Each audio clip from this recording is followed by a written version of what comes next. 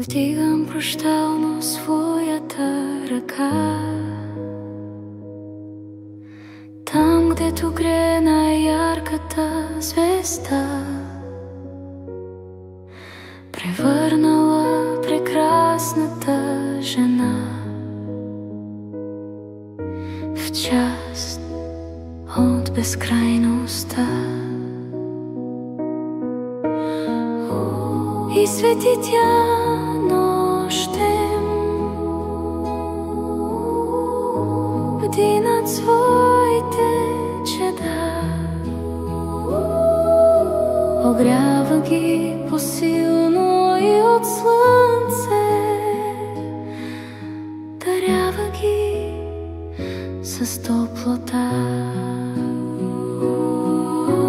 Обичана и боготворена от всеки срещнат мълчуган, възхвалявана от стария другар, оставя спомени безценни, покрити с меден глас.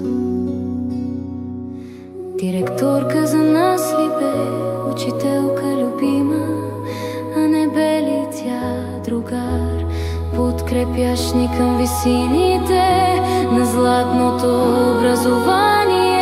Не бе ли тя колега, скъп приятел, утеха в трудни времена, център на внимание, катът на веселие?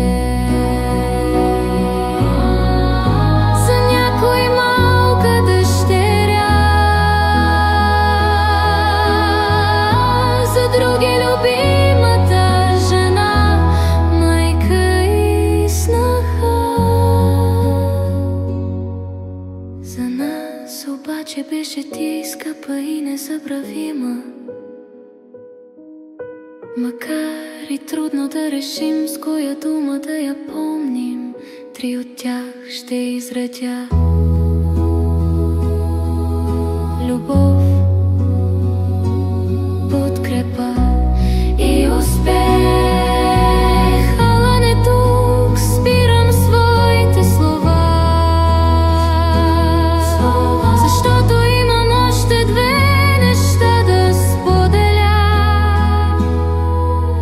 Един урок от вас научих, който всеки ден ще си припомням, как единствено с труд, желание и усет най-хубавото в живота ще постигнем.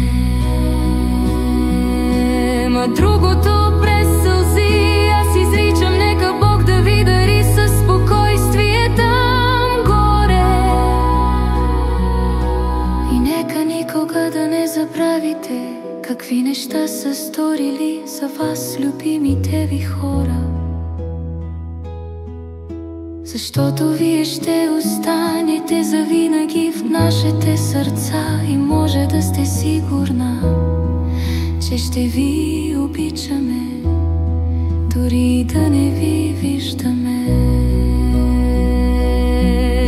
Посветено с любов и вечна признателност на Госпожа Петя Герасимова.